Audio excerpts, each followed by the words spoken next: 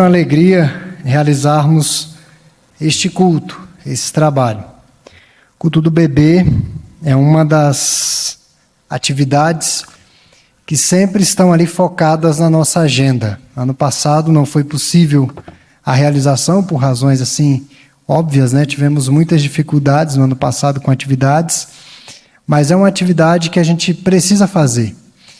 Nós entendemos, irmãos, carregamos essa convicção bíblica de que os filhos são bênção do Senhor.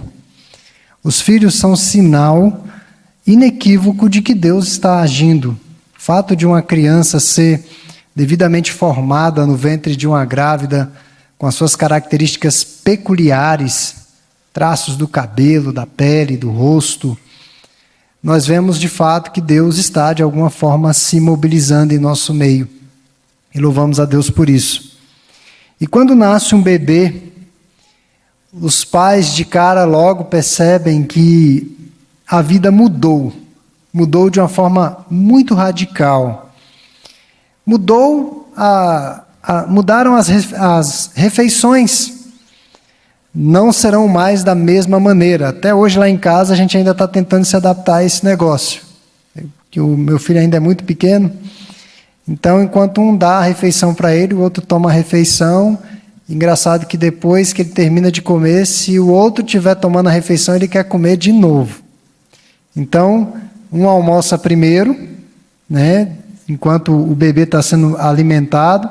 Depois que alimenta o bebê, o que almoçou vai brincar com o bebê para o bebê não comer de novo. Então, assim, mudam-se as refeições, muda a maneira como você enxerga o lazer, as férias, que não é mais o casal, mas agora tem a presença de crianças. Quem viaja com criança sabe como é que funciona. As compras, eu me vi comprando roupinhas e mais roupinhas pela internet, principalmente no ano passado. Ou seja, muda muita coisa. Rotina de hospitais, a rotina da igreja, a maneira como nós participamos do culto vai mudar também, porque vamos precisar dividir a nossa atenção com a criança. Ela mesmo indo para o departamento infantil, ainda assim se tiver alguma dificuldade lá, as professoras vêm, lhe chamam e você precisa dar aquela assistência. Mudam-se a forma como você visita. Algumas pessoas falam assim: pastor, por que o senhor não traz o Rafael? Eu falei: não, quero poupar os irmãos de maiores transtornos aqui. Então muda a maneira como você visita, muda o seu sono. Eu penso que essa rotina do sono nos primeiros meses é algo que muda muito, principalmente as mulheres. Os homens a gente tenta, mas é complicado para a gente mesmo, a gente acaba dormindo. Mas é uma mudança considerável, especialmente para a mulher nesses primeiros meses, com a amamentação e os cuidados com o bebê. Mas não quero, irmãos, pensar nas alterações que os pais naturalmente sofrem, mas nas mudanças que, com a graça de Deus, esses pais irão promover nas vidas de seus filhos. Enquanto o bebê, como se trata de um culto do bebê, o bebê dependerá nos seus primeiros meses, até alguns anos, inteiramente dos senhores. Inteiramente. O bebê não consegue sobreviver sozinho, ele precisa de cuidados. E mesmo saindo desse período de tantos cuidados, tanto zelo, a criança, até certa idade, precisa também ser fiscalizada. Ela não pode ficar sozinha. Porque se ela ficar sozinha, pode acontecer um acidente, pode acontecer uma situação muito complicada e pode até colocar a vida da criança em risco. Ou seja, o cuidado é constante. Algumas coisas serão essenciais para que o bebê tenha um desenvolvimento que nós digamos razoável. E eu quero pensar com os irmãos um texto no primeiro livro de Moisés, chamado Gênesis, capítulo 21. Primeiro livro de Moisés, chamado Gênesis, no capítulo 21.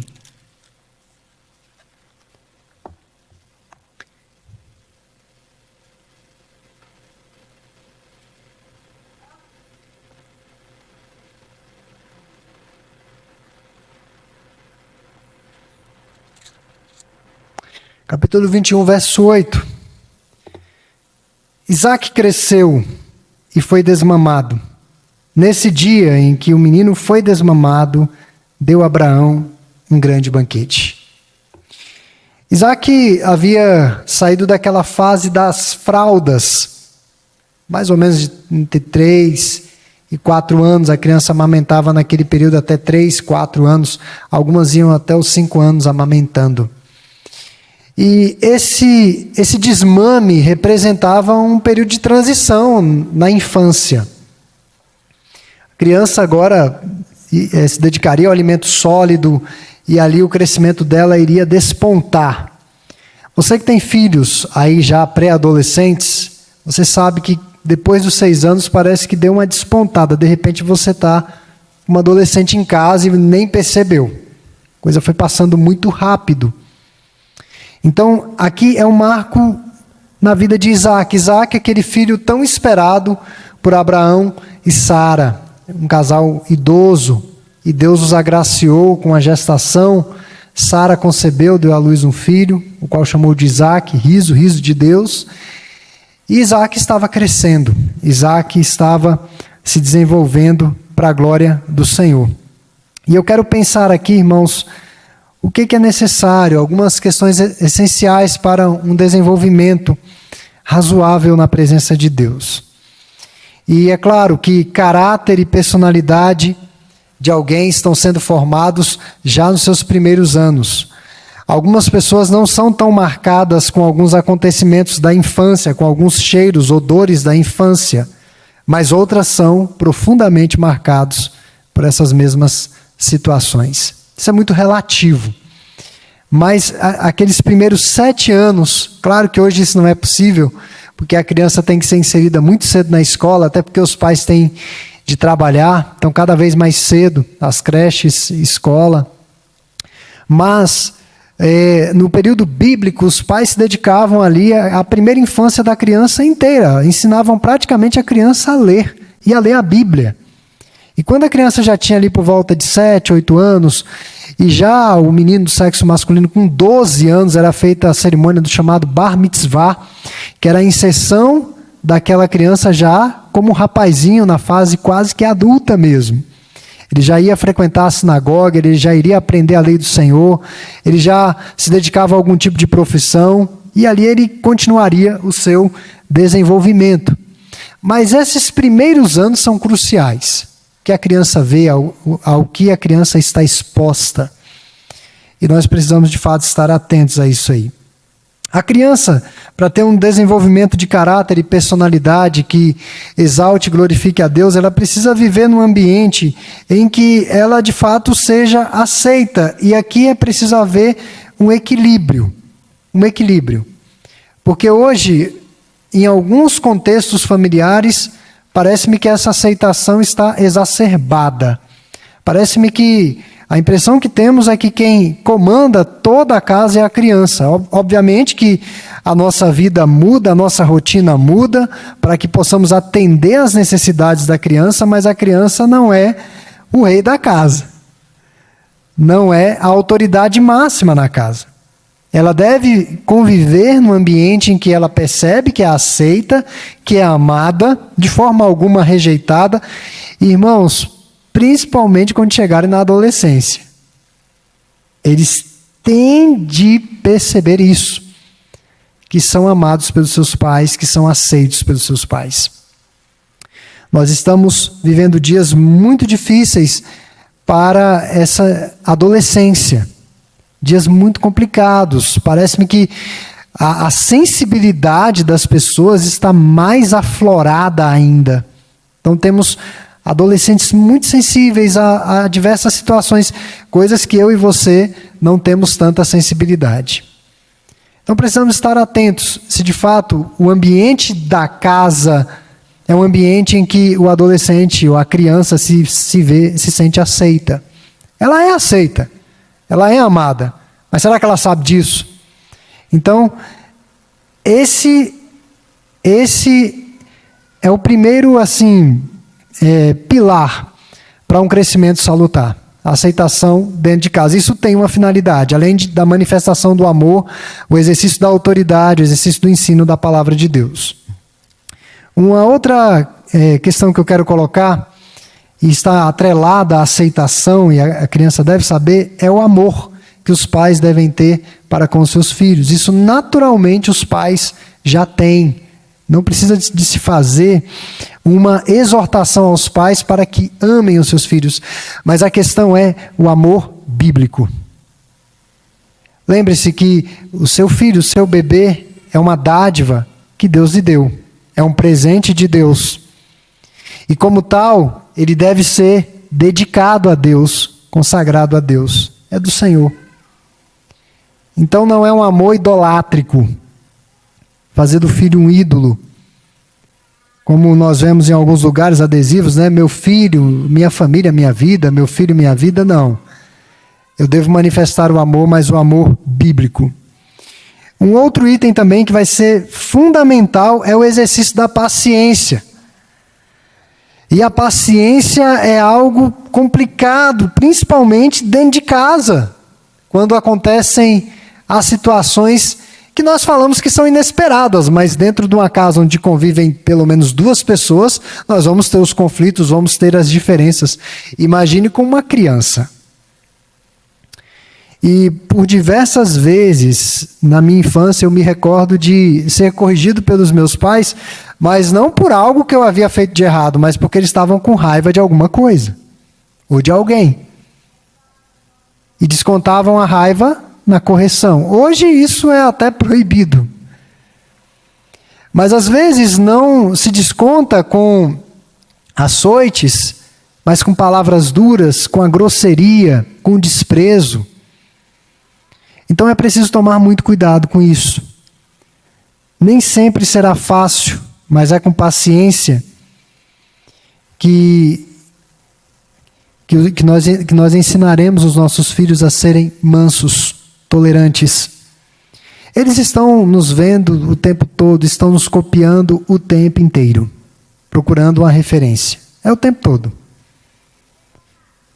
E quando nós analisamos, irmãos, eu recebo às vezes algumas situações envolvendo a infância, alguns aconselhamentos envolvendo a infância. O que nós aprendemos no aconselhamento bíblico, quando uma criança apresenta um problema muito sério, seja de comportamento na escola, seja de comportamento na igreja, se não for um transtorno, porque tem os transtornos hoje, nós precisamos considerar isso também, mas quando não há o diagnóstico de um transtorno, a criança vai bem e de repente apresenta um comportamento extremamente alterado, é porque existe um problema com os pais. Nunca é com a criança, é sempre com os pais. E nós fazemos aquela coisa, né? Eu recebo a criança, eu converso com a criança, só para ter assim, o álibi de buscar os pais. Eu sei que o problema está lá com os pais, nunca é com a criança. Às vezes a criança tem algum transtorno, alguma dificuldade de aprendizado, às vezes é um pouco hiperativa, talvez um remédio ajude, um tratamento, uma terapia ajude a criança a se desenvolver bem. Porém, quando vai bem e apresenta alteração de comportamento, os pais. Às vezes o estresse, a ausência de paciência, de tolerância. E como eu disse na última vez que preguei a respeito do trato com as crianças, não é qualidade de tempo, é quantidade de tempo. Eu não sei quem foi a pessoa perversa que inventou isso, que filho requer qualidade de tempo. Isso não é verdade. Filho requer quantidade de tempo. As noites que você vai passar acordado com o menino doente, isso é qualidade de tempo? É quantidade de tempo. Quando ele apresentar uma dificuldade na escola e precisar que você vá lá, é quantidade de tempo. No lazer não é algo rápido, você vai ter que dedicar um tempo ali também. Então, filho é quantidade de tempo. Requer muita paciência, em todas as faixas etárias, todas elas. Da mais tenra infância até a fase adulta. Um outro item também necessário, irmãos, aqui eu estou caminhando para o penúltimo item, é a compreensão. Um bebê, quando nasce, não sabe de nada, absolutamente nada sobre a vida. Ele vem como uma forma vazia, ou um recipiente vazio que você vai colocar todos os ingredientes ali dentro, dia após dia. Ele vai se desenvolver fisicamente, mentalmente, socialmente, dentro da educação, e não podemos esquecer que essa criança vai se desenvolver espiritualmente. Não é só alimentar, não é só colocar numa escola boa, ou numa escola confessional e pensar assim, puxa, meu filho estuda no Mackenzie, ou estuda numa escola evangélica, assim, renomada, então eu não preciso ficar preocupado em relação à fé dele. Será? Lá no seminário, quando eu estudava, um pastor falou que o Mackenzie, o Colégio Mackenzie, era um dos lugares mais difíceis para uma criança aprender sobre Deus. Era complicado. Não é porque é confessional. Se é confessional, nós temos a garantia de que não vai ter certos ensinos que vão de encontro à palavra de Deus. Porque a escola é confessional, mas não resolve todo o problema. Colocar numa boa escola, dar boa comida, dar uma boa casa, ser bem nutrido, não faz um ser humano que glorifique a Deus. Precisa de algo a mais. Então, é necessário muita compreensão e atenção a todas as fases que o seu filho está passando. Ter a sensibilidade de perceber até aquilo que está incomodando ele em alguma situação. E compreender as limitações que ele tem em cada fase da vida. E por fim, a fé no Senhor. A fé no Senhor. Quando nós olhamos para a Escritura, para a Bíblia Sagrada, esse é digamos assim, o item que estava presente em todos os lares da Bíblia. Era a fé no Senhor. Os pais tinham a sua fé e os pais se empenhavam ao máximo para deixarem essa fé impressa nos corações de seus filhos. Eles sabiam que bens, tudo que eles pudessem oferecer desta vida seriam coisas transitórias. Recursos transitórios que a criança, o jovem, o adulto iria precisar para construir a sua vida, mas tudo isso ia passar. E o que era permanente? A fé no Senhor. Então havia um empenho muito grande, gigantesco, para que os filhos conhecessem ao Senhor. No antigo Israel, quando um pai estava muito enfermo e tinha filhos pequenos, até mesmo filhos adultos, especialmente os filhos que davam mais trabalho, e aquele pai ou aquela mãe ficavam enfermos, já à beira da morte, eles faziam questão de escrever ou pedir para alguém escrever o livro de Provérbios. Se eles não conseguissem, alguém iria transcrever o livro de Provérbios. E no dia do funeral, daquele pai, daquela mãe, os filhos recebiam uma cópia do livro de Provérbios. Porque aquele pai ou aquela mãe não estariam em determinadas situações da vida de seus filhos. Então teria a palavra do Senhor. Teriam os conselhos sábios da palavra do Senhor. Então, de tudo que nós precisamos oferecer aos nossos filhos, e é claro, dá trabalho, muito trabalho, muita preocupação, mas muita mesmo. Porque você não sabe o que vai acontecer. Nenhum de nós sabemos. Eu tenho um filho autista e eu me preocupo muito com a independência dele. Dele poder dirigir, dele poder estudar, dele poder pegar um transporte público, dele se deslocar, dele interagir com as pessoas, dele trabalhar, dele se casar. Então existem preocupações que vão nos consumindo. São muitas, inúmeras preocupações. E precisamos ter cuidado com essas questões. Mas nós não podemos falhar em ensinar os preceitos de Deus para eles. Não podemos. Em Brasília, nós valorizamos muito os concursos públicos. Tem pais que já forjam seus filhos desde a adolescência para que eles passem em bons concursos públicos, sejam providos logo em cargos altos. Em outras regiões do país, não é tanto essa seara dos concursos públicos, mas há alguns anos atrás, aí 15 anos atrás, Em alguns lugares do nosso país, os pais trabalhavam duramente para que os filhos passassem num vestibular para uma federal. Não importa onde, porque entendiam que a educação iria conduzir seus filhos a uma boa posição.